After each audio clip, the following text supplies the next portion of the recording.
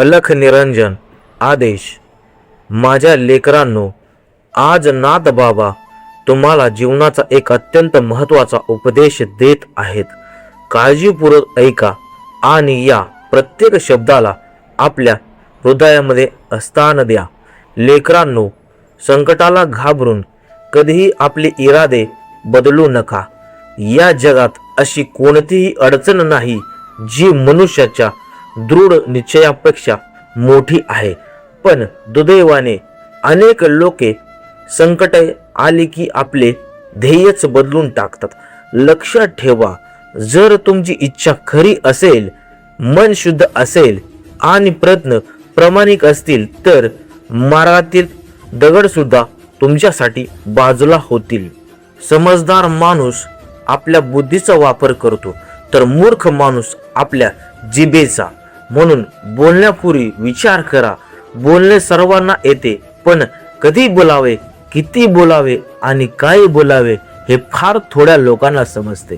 माझ्या लेकरांनो, तुमच्या आयुष्यात काही बदलणार नाही जोपर्यंत तुम्ही स्वतःला बदलत नाहीत. नशिबात नाही म्हणून हातावरती हात ठेवून बसू नका. जिद्द करा. जे नशिबामध्ये लिहिलेलं नाही तेही प्रयत्नांच्या बळावरती मिळवण्याची हिंमत ठेवा.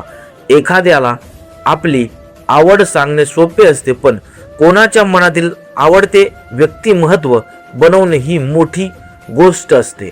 म्हणून असे जगा की लोक तुमचा आदर करतील, तुमची आठवण काढतील.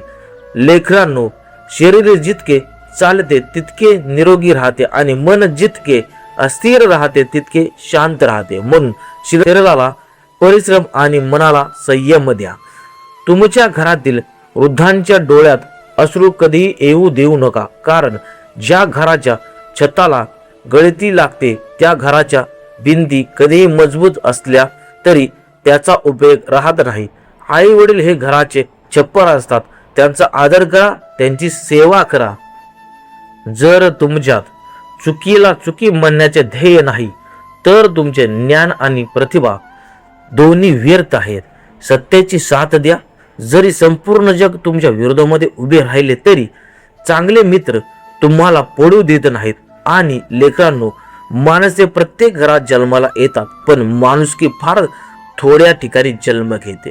म्हणूनच माणुसकी जपा, तीच सर्वात मोठी संपत्ती आहे. 4 गोष्टींची कधीही लाज बाळगू नका: जुने कपडे, गरीब मित्र, वृद्ध आईवडील आणि साधी राहणी. कारण या गोष्टी तुमच्या संस्काराचे दर्शन घडवतात. माफ करायला शिका, कारण आपणही रोज परमेश्वराकडे क्षमेची अपेक्षा ठेवतो. जसे आपण इतरांना माफ करतो तशीच कृपा ईश्वर आपल्यावरती करतो. नेहमी आपल्या कुटुंबासोबत राहा. परिवारापेक्षा मोठं धन नाही, बहिणीपेक्षा मोठी शुभचिंतक नाही आणि पत्नीपेक्षा मोठी खरी मैत्रीण नाही. त्यामुळे नात्यांची कदर करा. हवेत ऐकलेल्या गोष्टीवरती विश्वासच ठेवू नका. कानावर आलेल्या प्रत्येक गोष्टी सत्य नसतो. अनेक चांगली नाती गैरसमजामुळे तुटतात.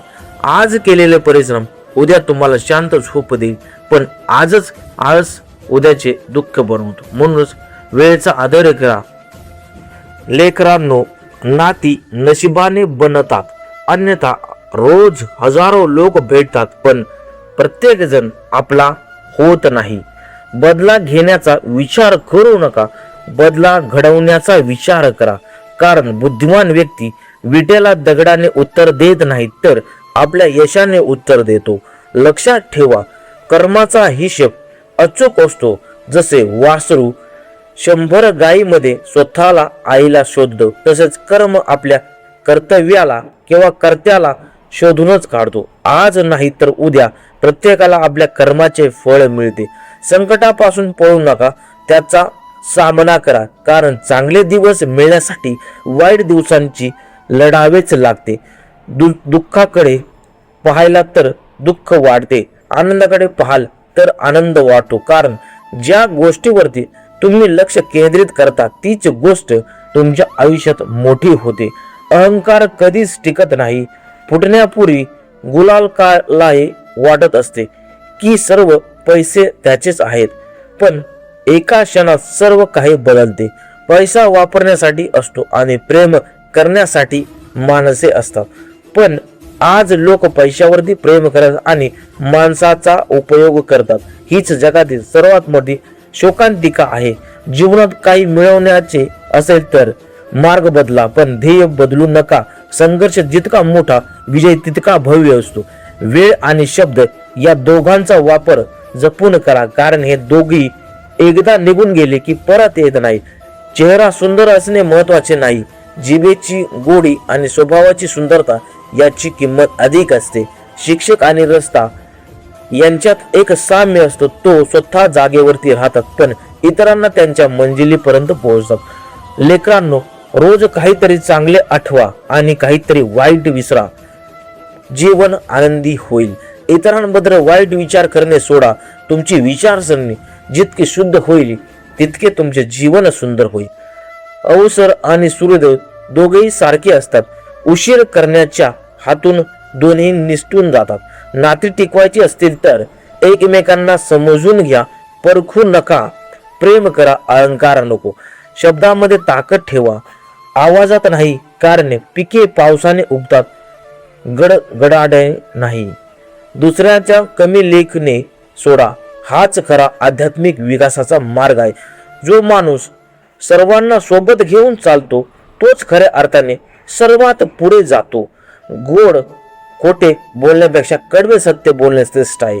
खोटे मित्र मिळण्यापेक्षा खरे शत्रू मिळणे चांगले असतात. कुणाचे मन दुखावणे हे देखील एक कर्ज असते आणि हे कर्ज व्याजासह परत मिळते. स्वतःचा चेहरा स्वच्छ ठेवण्यापेक्षा मन स्वच्छ ठेवा, कारण माणसाचा चेहरा लोक पाहतात पण मन परमेश्वर पाहतो.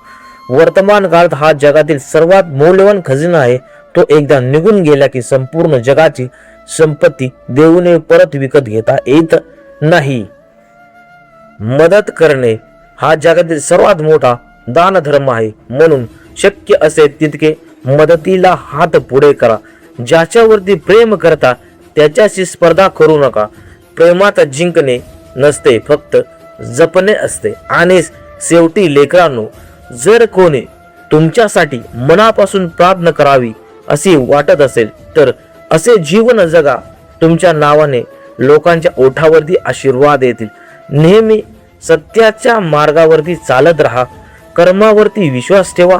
आई वडिलांचा आदर करा. नाती जपा आणि सर्वात महत्वाचे म्हणजे परमेश्वरावरती अडळ श्रद्धा ठेवा किंवा विश्वास ठेवा.